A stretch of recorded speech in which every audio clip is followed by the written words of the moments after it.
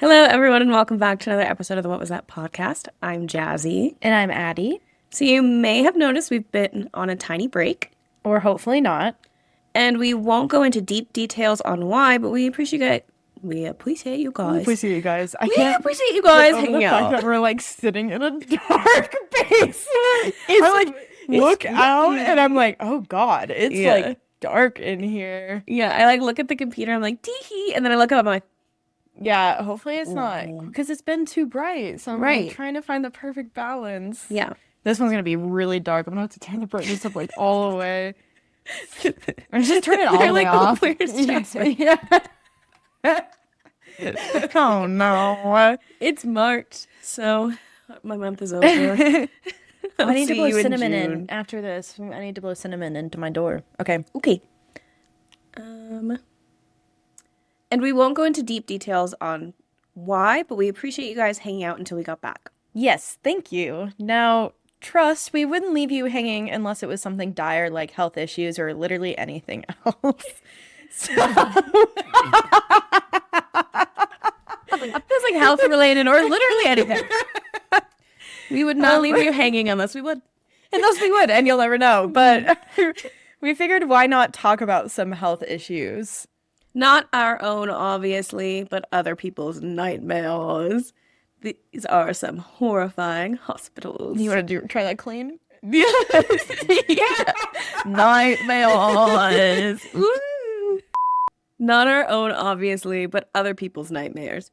These are some horrifying hospitals. I heard you almost. Yeah. Nightmares.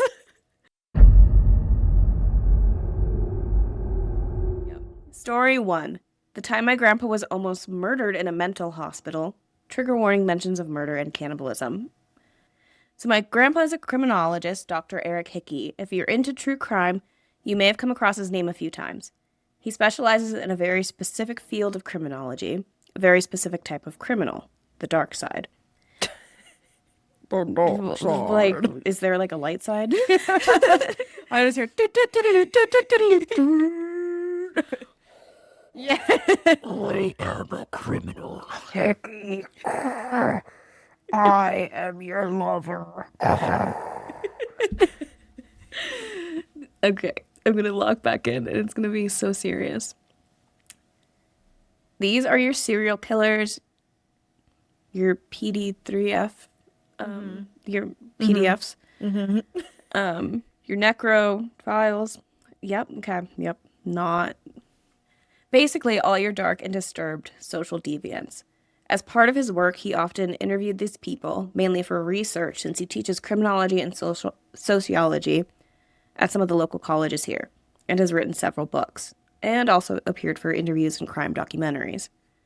About 50 years ago or so, he was a guest at a mental hospital, and not one of those ordinary mental hospitals either. We're talking about the place that makes Arkham Asylum look ordinary. The woman he was interviewing that day was named either Lucy or Emily. I'll just call her Lucy because that's how my dad told me this story before my grandpa told him she may have been named Emily, but he doesn't know for sure. Okay.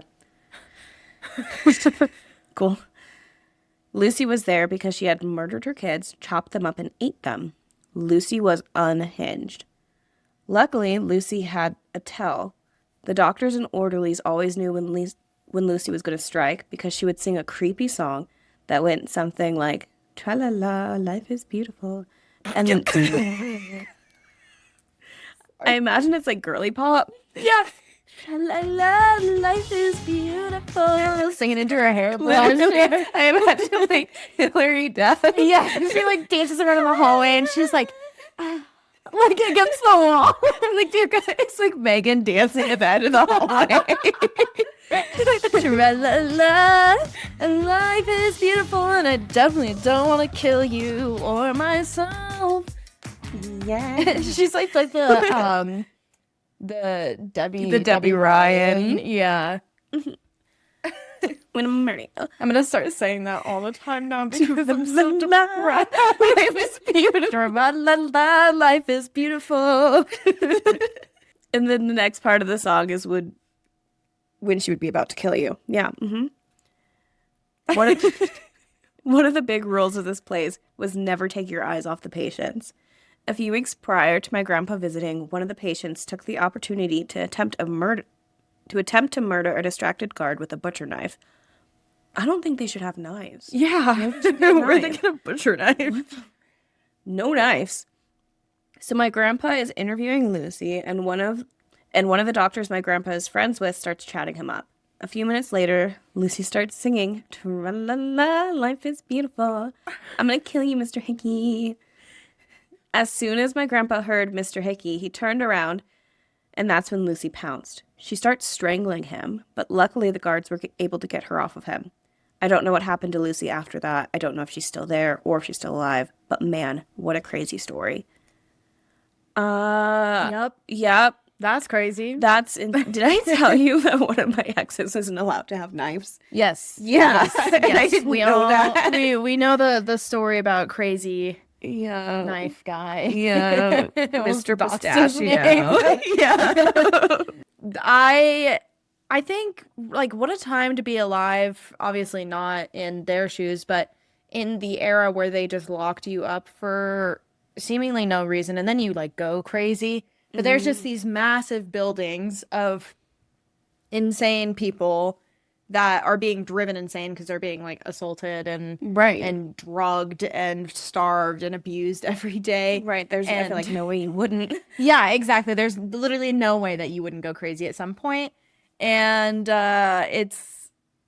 it's crazy that was, like, such a normal thing for so long. They were like, yes, he's got a bit of the autism. Let's throw him in there. Right. And then all of a sudden he's in there for years and years and starts chewing people's nail beds off because he has nothing better he to does do. actually go insane after a Yeah. certain point. There's a school we used to walk around in California. UC Channel Islands used to be a mental institution and they turned it into a college. Mm-hmm. And, like, you look around, you're like, okay, this is nice. And then every, like, now and then you see a dark corner with a barred window and you're like, this is unsettling here. Yeah, they used to, actually, fun fact, idiots was, like, a term that doctors used to describe if you were, like, mentally ill. Idiots, imbeciles, lunatics, maniacs, obviously, but the idiots and imbeciles Yeah, I didn't know are, that.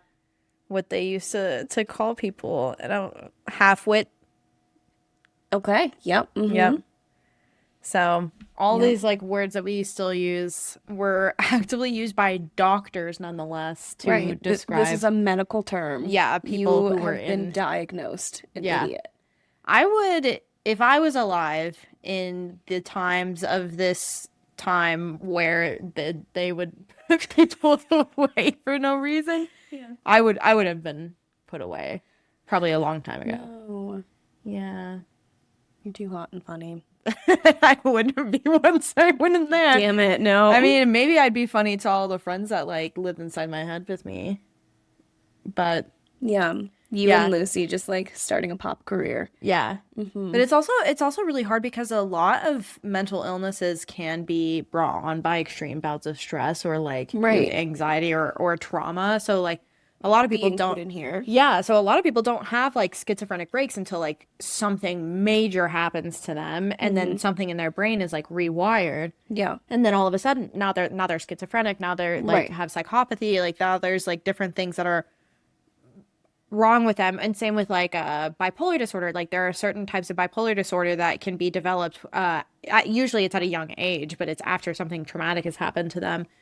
So yeah, it's crazy to think about how many people were probably in there for no reason. I mean, this lady obviously. Yeah, this lady is probably not one of those people, but there are. You're so right. Yeah, ton of people that got put in there because they were gay or something else. Yeah, were sick in some way or another, and just got tossed into the loony bin and tested on and electrocuted and so. Yeah. Yeah. Story 2. I don't like the asylum. So I worked as a police officer in the UK between the ages of 19 and 24, and I'm now 26, and I'm male. Cool. I left for personal reasons not connected to the story. One late shift about 2 years ago, I posted to the diary car. Essentially, I was to deal with scheduled appointments for low-level, non-urgent crime. It was a bit of a bum posting, but we all had to take it in turns to free up the rest of the guys for the emergencies. The key thing with this was posting is that it's for one officer only, so I was alone.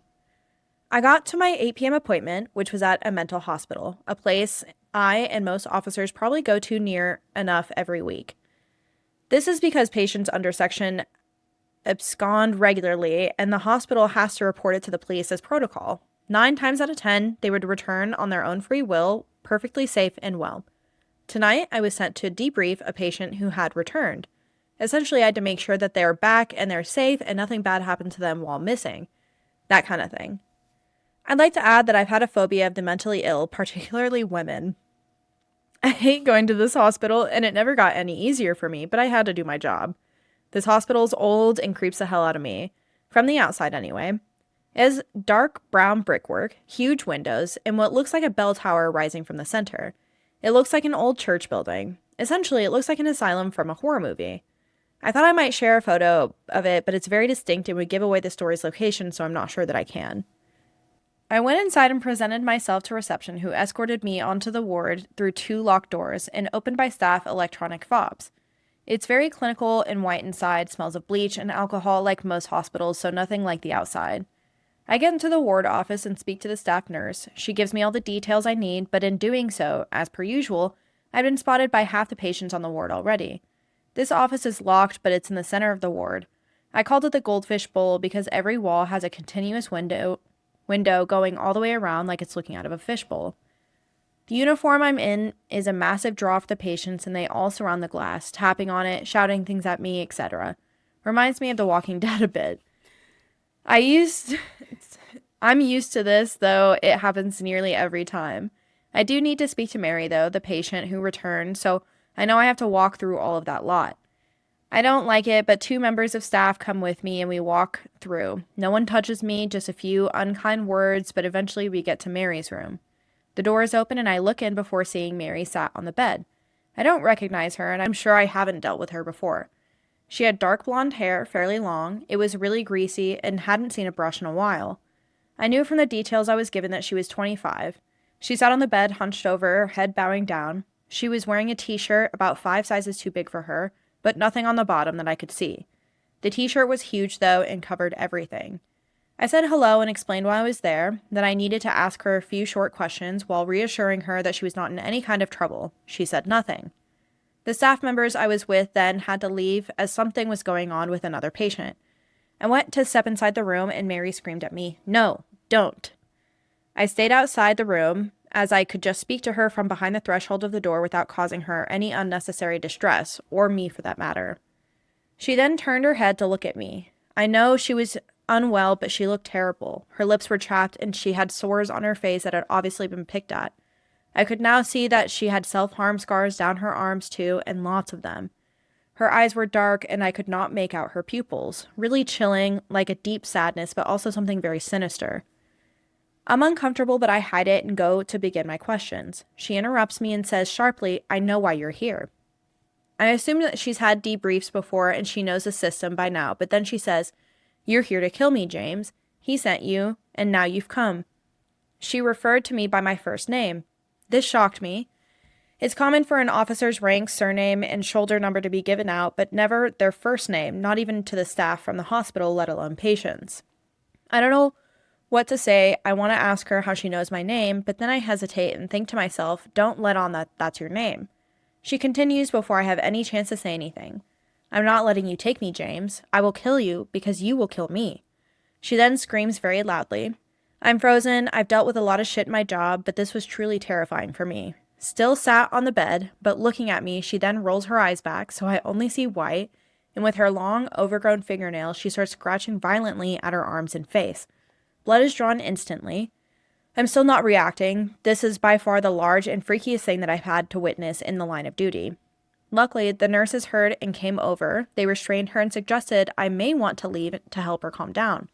I did so immediately. This interview was very much over. As I walked down the corridor, I could hear her screaming my name. Someone let me out, and I walked back to my vehicle, got the driver's seat, and it took a few minutes. I was shaking. I could still hear her screaming my name inside of my head. She was the Shutter Island kind of scary, and I remember her vividly to this day. All of this went into my report, by the way. So how did she know my name? I'm not really sure. My name isn't James, it's less common than that, so I ruled out it being a complete coincidence. The only rational thing I can think of is that being a regular visitor, I must have been with a colleague who had said my name on a previous occasion. She must have heard it and remembered. This scares me, but it's the only way, surely. Needless to say, I would check in from time to time to see if she had absconded again. She did a couple of times, but eventually went off the radar, perhaps transferred or released. I did not know. I still have nightmares about her coming to kill me. That is horrifying. Yeah, that's spooky.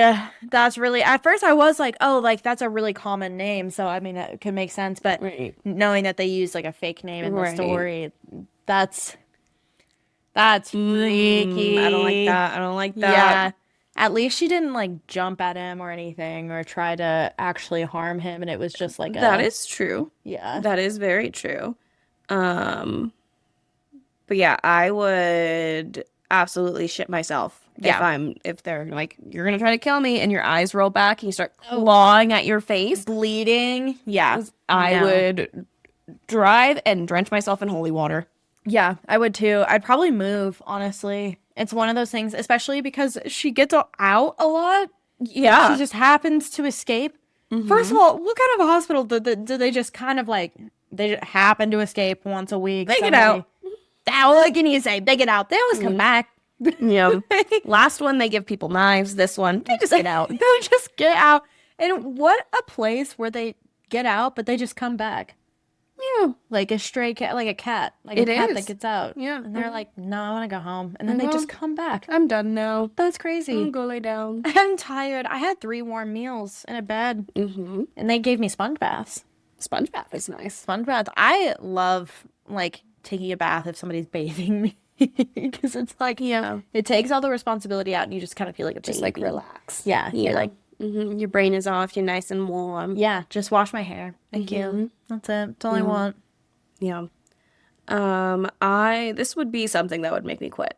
Yeah. The job. Yeah. Yeah. That makes me wonder what it was that made them quit. No, it's due to other reasons they quit, but not for that reason. Not for that. Like, that would have been enough. Yeah. Yeah. That I would have quit. Well, first of all, I wouldn't be a cop in the first place. I'm not gonna do. Yeah. Yeah. That reminds me of the movie, The Last Shift. I think it's called.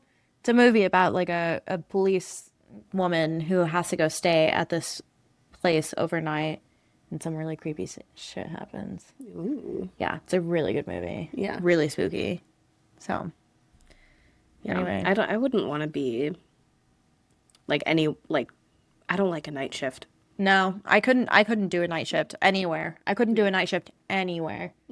I also, like, I know that the day's going to come because it comes for everyone, but, like, the day that I have to stay in a hospital overnight, like, I've stayed in a hospital, like, really late at night. Like, I had a cyst that ruptured in 2023, and I was in the hospital at, like, God, I got there at like 6 p.m. and I didn't leave the hospital until like 4 in the morning. Jeez. Yeah. So I was there like overnight technically. Yeah, but it's not like, okay, here's your bed that you're gonna exactly. sleep in. No, it was like, we're running tests on you all night. Like, we're looking at different things. We're checking you out, like doing all these things. Yeah. And I was like they had me on like mass amounts of Benadryl to like keep me asleep. Yeah. So I literally would like remember like, Yeah. over and over. But yeah, the night that I had to stay at a hospital overnight by myself, I'm gonna be creeped out. I know it. Yeah, that is gonna be awful. So much creepy shit happens. Hospitals. I don't either. The next 2 stories are like a nurse that works in a hospital. Ooh. So, well, story 3. Yeah. Let's dive into that.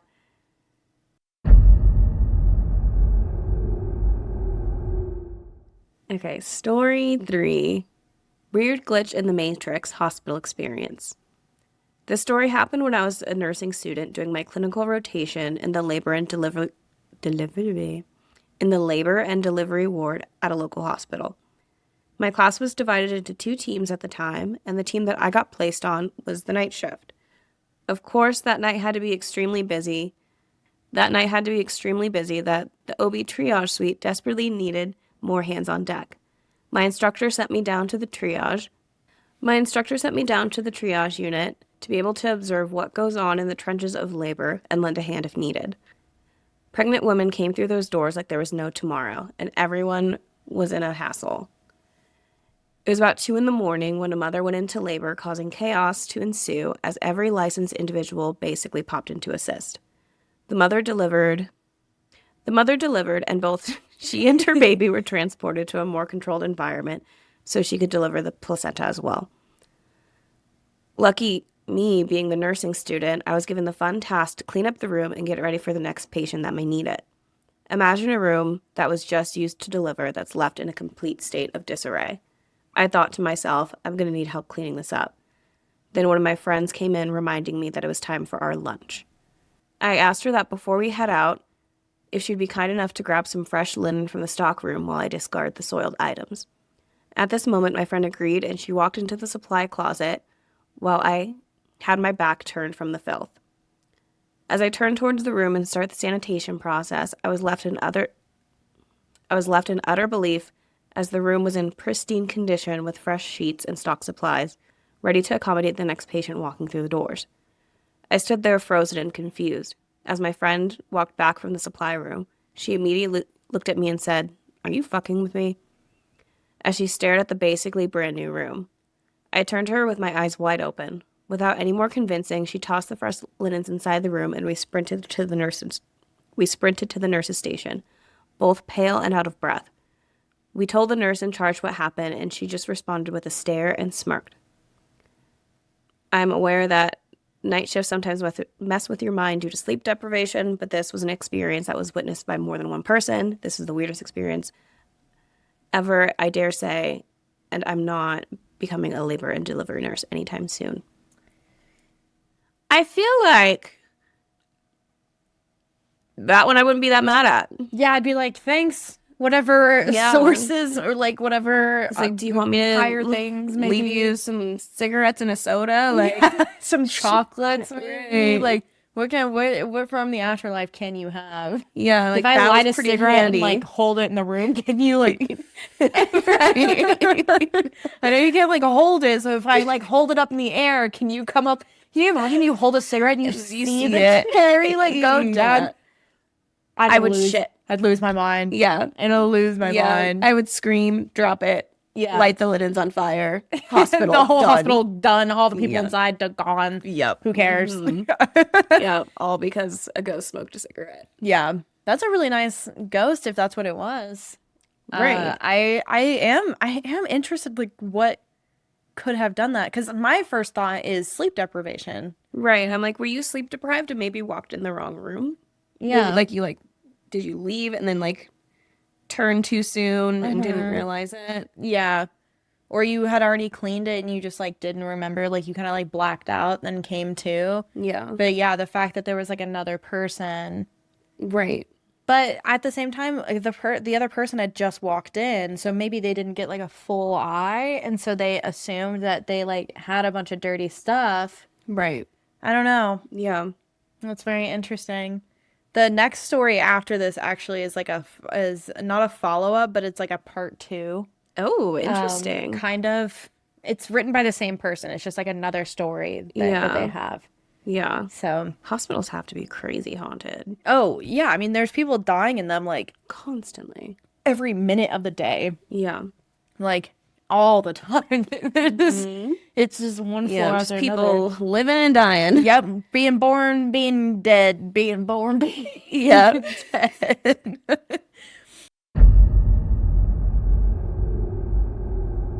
Okay, story 4. This is made by the same person. So it's titled Haunted Hospital. Hi everyone, I made a post a few months ago about an experience I had when I was a nursing student at a local hospital. It was a glitch in the matrix sort of thing. I am now a full-fledged ER nurse resident at the same hospital, and now I can truly say that the place has something more going on in its halls and walls than just patient care. I had this experience a few hours ago before I got off my shift. Many of you may or may not be familiar with Omnicell. It's an automated medication pull-up system that some hospitals use to store medications and easily access them during medication passes, like an ATM but for drugs. Being somewhat of a new nurse, I'm still at a point where I go through all the medication rights before I pull and administer meds, so it's safe to say that I'm not as fast as the other seasoned nurses when I'm pulling meds. My preceptor and I had a patient who had orders for IV Keppra for seizures, so naturally, after reviewing the orders, I walk up to the med room where the Omnicell machine is located in. It's a small room just for one nurse to be in, which is a safety precaution to avoid distraction while pulling meds. Although I've noticed it's a famous gossiping spot as well. The door has a small glass window that you can peek through. As I got in the front door, I saw a man dressed in navy blue scrubs, just like my uniform, so naturally I wait until they finish their med pull, as I assumed it was another nurse. I'm waiting out for a while, and I can still see the man inside just standing in front of the Omnicell, not doing anything. I still haven't developed my assertive attitude, so I patiently wait longer. My preceptor soon comes up to me, asking why I'm taking so long, and I reason out, stating that there's someone in there. He peeks into the window and gives me a bewildered look before saying, "What do you mean someone's in there?" And we both peek through the window and look, and lo and behold, the room is empty, and I've been standing at a door on guard the whole time. So he, or whatever was in there, couldn't have left. The door is the only access in and out of that small room. A ghost. A ghost. A ghost. Simply a ghost. Simply a ghost. Yeah, it was a ghost nurse. Oh, God, another job that would suck. That would be awful to be stuck in. Because, like, also, like, if you're a ghost, so you can't actually run around and save people. Yeah, you can't do actually what you want to do while you No. became a nurse. You're literally just there and you're pointless. You're just standing in front of a med dispenser. Yeah. You're just You're like, like- oh, let me grab that shit. Yeah. Shit. You're just trying to get high. You're like trying to get all the like really nice meds and you're like, I can't grab them. I can't grab them. And Let me out of this hellscape. you keep ordering them over and over again and it does nothing. There's just some giant vat of like oxycodone Just like on the floor for no reason. Oh my God. Oh, that would suck. I would hate. I'd see. And that's Awful job to God, I hope be stuck I in don't for. die at work. My God. Logging. Once we get to work from home, maybe it'll be better to like die because then I'll die in my home. Yeah. So then I'm not like tied to just working, right? That's how it would work. Right. I think so. Okay. Based on what I'm thinking right now and not any previous scientific evidence. Yeah, exactly. All the research that we've put in. Yeah. Mhm. Yeah. Based on Severance, we would be like Gemma writing the notes if we died at work. Okay. Mhm. Yeah. And that's awful. Yeah. We don't want that. No. I want to be home with my boys Yeah. and girl. Yeah. So you can haunt them. Well, I don't want to haunt them, But like in a cute way. Not like a, yeah. like a, woo. I would though if I could like haunt people in a spooky way. I probably would. 'Cause I'd it'd be kind a of fun. prankster about it. Yeah, it'd be kind of fun. Like, can you imagine you can like Beetlejuice it and you can make yourself into whatever you want to, Mhm. and you stand in the corner and you like make your eyes like really, really, really large, and you make yourself like a shadow person. Oh, totally. Like there's nothing like they can like stick their hand through you, like you're like complete darkness. Yeah. And it's just like big bulging eyeballs with no eyelids. Yeah. And that's it. And then I'd go, booga booga booga. And then you Ow. know it was me. Did you hit your head? Yeah. See, it'd be scary. I was scared. Yeah. You scared? I was really scared. Yeah. Mhm. Yeah. I've been told. I've seen Courage the Cowardly Dog. I know booga booga booga is the scariest thing you can say. Honestly, I was already scared of hospitals, so I can't say if this really did anything. Yeah, let's just hope that we can both stay far away from hospitals for the time being. But you know what you shouldn't stay away from? Us. So don't forget to like, share, comment, subscribe. Follow us on all of our social media and on Reddit. You can also share your own stories with us at Reddit and all of our social media at whatwasthat_the_pod, or email us at whatwasthat.thepod@gmail.com. And don't forget to listen to us on Spotify, Apple, Amazon, YouTube, all of that fun stuff. Yeah. You know, I think it would be kind of cool for us to go visit a ward. Yeah, I think so too, as long as... Wait, what was that?